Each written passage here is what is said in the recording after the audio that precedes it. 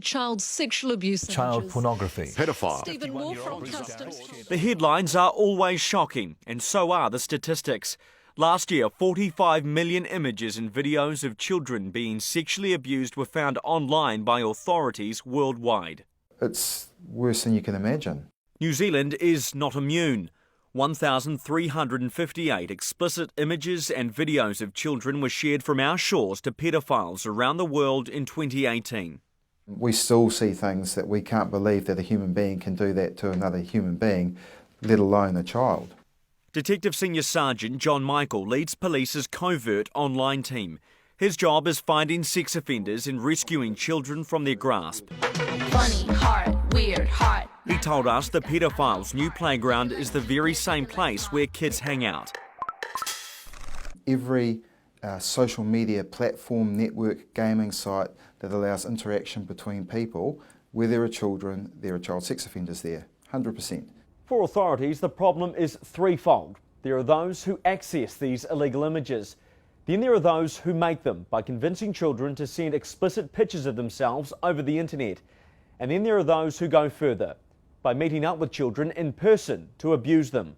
We are talking, 7, 8, 9, who are taking sex explicit images or videos of themselves and then uploading those to the internet. Once an image is online, there's no telling where it could go. Often they're traded among hidden pedophile networks. Some hide in plain sight on apps and websites many of us use. But encrypted messaging apps and the dark web present a new challenge for authorities. Technology's been given them a real advantage. It helps them to connect remotely across jurisdictions, remain hidden through encryption and trade images in these sort of secret environments. Jolene Amadoros leads the digital safety team at Internal Affairs. They work alongside police and customs to find and stop this horrific material. But they run into roadblocks all the time, and they're calling out social media and tech companies. Where they're reporting they're not providing enough information, it creates a barrier for law enforcement. It can take as long as 6 months for tech giants to hand over the pictures, videos and chat logs they need to catch child sex offenders. They have to take a little bit of responsibility if an offender or a victim's not identified or abuse continues that perhaps could have been stopped earlier. Snapchat, TikTok, Kik and Google all sent us lengthy statements about their efforts to address sex abuse material, but none of them directly addressed criticism from New Zealand authorities. Tumblr didn't bother to reply. Twitter, Facebook, Instagram and WhatsApp all have good relationships with law enforcement here.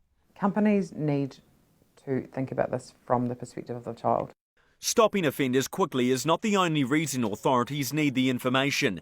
It's also about identifying the young victims and making sure they are safe. Every offender we catch prevents more victims.